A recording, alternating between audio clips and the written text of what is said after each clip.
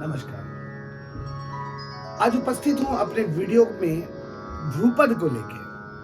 बहुत सारे बच्चों के बहुत सारे कमेंट्स आते हैं, कॉल्स आते हैं कि मेरे इस राग का एग्ज़ाम है, मेरे एमए का एग्ज़ाम है, किसी का प्रयाग संगीत समिति का एग्ज़ाम होता है। तो जनरली बच्चे क्या होते हैं, वो ध्रुपद गाते ही नहीं हैं, जबकि ध्रुपद बहुत ही खूबसूरत चीज़ है। मुझे ऐसा लगता है कि अगर कोई बच्चा बिगिनर है तो उसे ध्रुपद सबसे पहले सीखना चाहिए, क्योंकि उसमें आपको वो तमाम चीज़ें बताई जाती है जिससे आप अपने आप को बहुत अधिक मात्रा में डेवलप कर सकते हैं। ध्रुपद का सबसे महत्व जो है वो ये है कि आपका सुर और ताल इतना मजबूत कर दिया जाता है कि आप एकदम अलग तरीके से गाने लगते हैं। ताल क्या होता है? ताल में एक एक, जैसे जनरली ध्रुपद जो है लोग अलग अलग तालों में गाते हैं, लेकिन सबसे प्रमुख तालों में से चौताल, चार ताल माना जाता है। अब इसका जो अंदाज है कि धा धा दिन ता ते ट धा दिन ता ते ट क त ग दी ग न। अब ये जो 12 मात्रा है, ये है तो एक ताल जैसा। अगर इसका जो बनाने का स्ट्रक्चर है वो देखेंगे तो एक ताल जैसा है, लेकिन चार ताल में प्रयाग संगीत समिति और दुनिया के जितने विश्वविद्यालय हैं जो संगीत से रिलेटेड एग्जाम करवाते हैं, उनमें भी ये तमाम चीजें बताई जाती है, पूछी जाती है, लेकिन जनरली बच्चे थोड़ा कठिन समझते हैं, जबकि मेरा ये मानना है कि ये बहुत ही आसान है। अगर आप थोड़ा सा ध्यान दे देंगे ना, बिल्कुल थोड़ा सा, तो गारंटी मेरी है कि मैं आपको ध्रुपद गाना सिखा दूंगा। और ध्रुपद की खासियत ये होगी कि आप एक एक सुर की पकड़ इतनी सुंदर कर सकते हैं, ऐसा लगेगा स्वयं ईश्वर आपके पास है। और ऐसा ये नहीं है कि आप किसी उम्र में रह के सीख सकते हैं, ऐसा भी नहीं है। आप चाहे किसी उम्र के हो, छोटे हैं, बड़े हैं या वृद्ध हो चुके हैं, तो भी ये गा सकते हैं। ऐसे इसको मर्दाना गायकी भी कहते हैं, आलाप प्रधान गायकी है।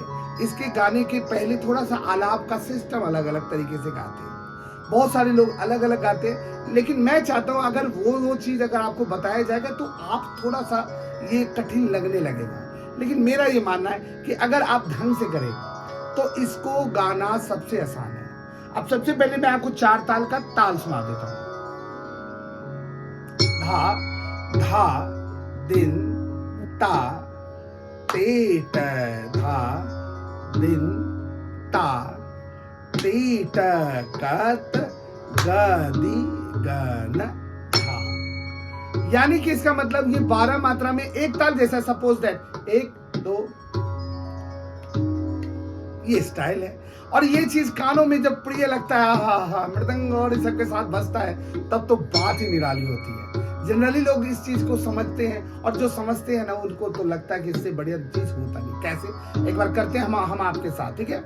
आप भी कोशिश करेंगे मेरे साथ। इसके बोल हैं दी ग न धा धा दिन ता ते ट धा दिन ता ते ट कत ग दी ग न धा धा दिन ता ते ट धा दिन ता ते ट कत ग दी ग न धा धा ते ट धा दिन ता ते ट कत ग दी ग धा धा दिन ता ते ट धा दिन ता ते ट कत ग दी ग धा धा। ये दुगुन चल रहा, ते ट धा दिन ता ते ट कत ग दी ग धा धा दिन ता ते ट धा दिन ता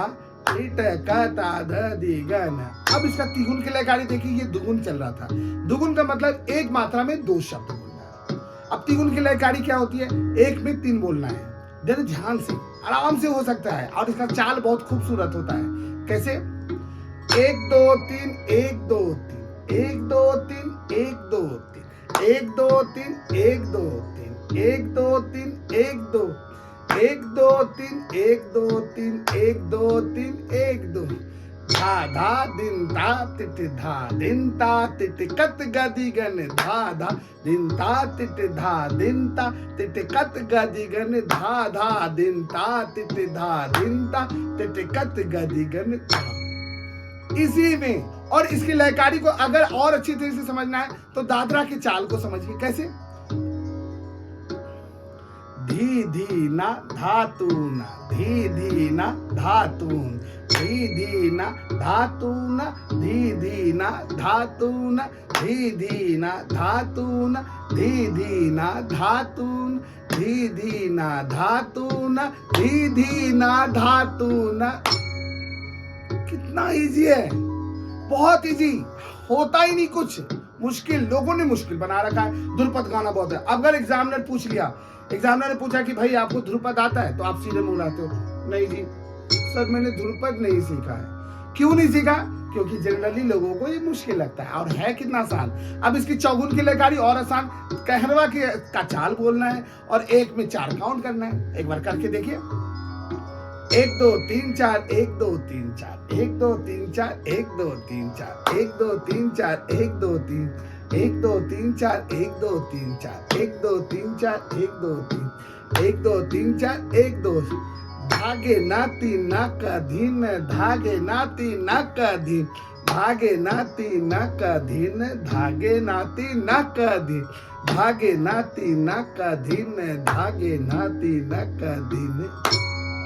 एकदम कुछ है ही नहीं, मुश्किल तो आपने बना रखा है, दिमाग में डाला हुआ है। कैसे? अब आइए एक बार कोशिश करेंगे, इसके वर्ड बोलेंगे। 1 2 3 4 1 2 3 4 1 2 3 4 1 2 3 4 1 2 3 4 1 2 3 4। हर मात्रा पे 4 काउंटिंग करनी है।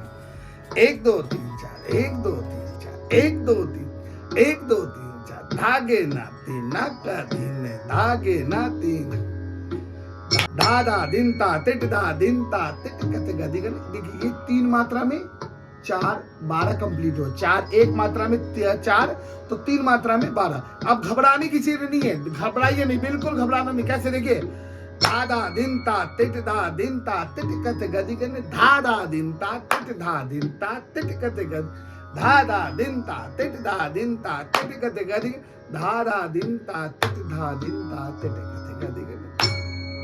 एकदम इजी में। अगर कोई प्रॉब्लम हो तो आप, मेरा नंबर ऊपर प्राप्त है, और कोई भी प्रॉब्लम हो तो आप मुझे कॉल कर सकते हैं, मेरे को व्हाट्सएप करेंगे, मैं आपका रिप्लाई जरूर करूंगा। अब मैं आपको लेकर चलता हूं ध्रुपद गाते कैसे। तो सबसे पहले इसका जो आरोह अवरोह होता है उसको आलाप में गाते हैं। कैसे?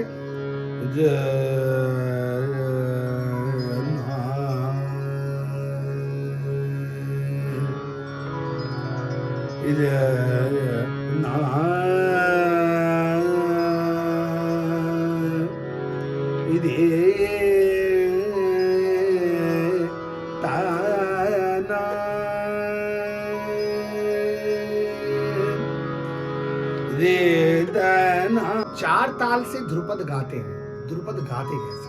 तो आरोह अवरोह बताया मैंने, आलाप के अकॉर्डिंगली पहले उसके आरोह अवरोह को तना ना तुम तना ना है दे रे ना ऐसे करके उसके आलाप को लिया जाता है। और जब लेने के बाद जब वो कंप्लीट हो जाता है, जैसे मान लीजिए आपने किया नी सा ग म प नी सा, ये हो गया आरोह। अवरोह सा नी द प म ग रे सा, ये भीमपलासी का आरोह अवरोह। अभी जिस राग में मैं ध्रुपद सिखा रहा हूँ उस राग का नाम है भीमपलासी, और भीमपलासी में बोलने के अनुसार इसका आरोह अवरोह समझ में आ गया। अब इन स्वरों पे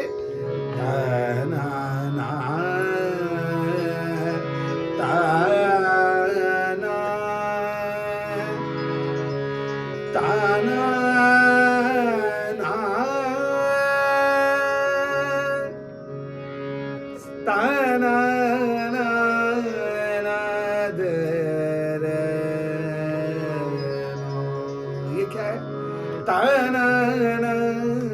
लेकिन ये मैंने जल्दी जल्दी बोला आपको समझाने के लिए। एक्चुअल में तराना, जब ये तराने के जो शब्द है ना, इनको आलाप में बहुत प्यार से बोलता है। एक छोटा सा अंश मैं करके दिखा रहा हूँ, बाकी कोई बात हो आप मुझे कॉल कर सकते हैं, आप मुझसे पूछ सकते हैं, या आप मुझे व्हाट्सएप करेंगे, मैं आपको उसका रिप्लाई जरूर करूँगा। कैसे?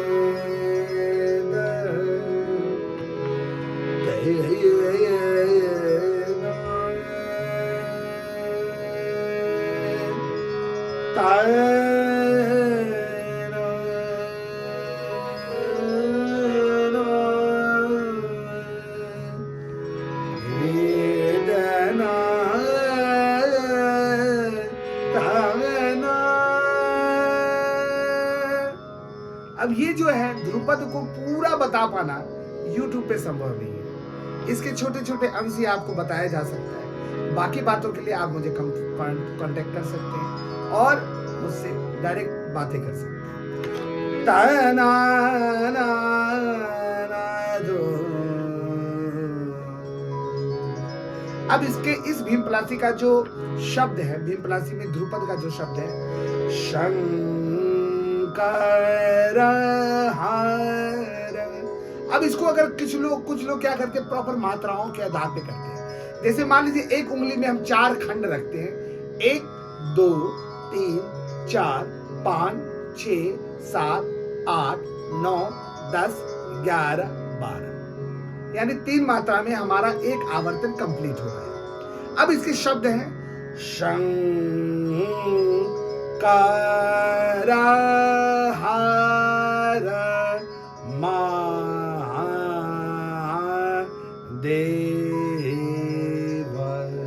अब देखिए इसको तबला के साथ, इसका पूरा लाइन पहले मैं एक बार और समझा देता हूं। शंकर हार महादेव डमरू कर में त्रिशूल चंद्र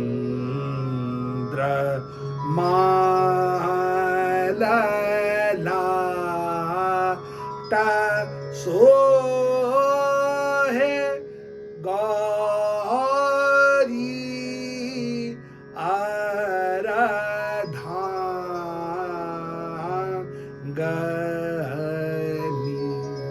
एक जो बहुत इंपॉर्टेंट बात है ध्रुपद का, वो ये है कि आपको हर शब्द मात्रा बाय मात्रा आपके दिमाग में होनी चाहिए। तभी जब आप इसका था दुगुन तिगुन चौगुन करेंगे ना, तो इतना खूबसूरत लगेगा, जो आप सोचेंगे तो कहेंगे क्या बात है, मजा आ जाएगा। एक बार करके देखते हैं। 1 2 3 4 5 6 7 8 9 10 11 12। शंकर हार महादेव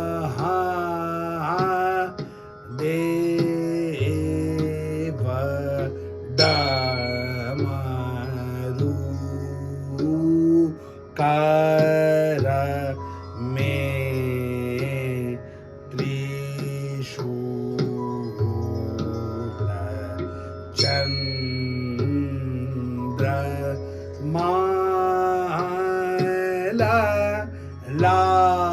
ललाट सोहे गौरी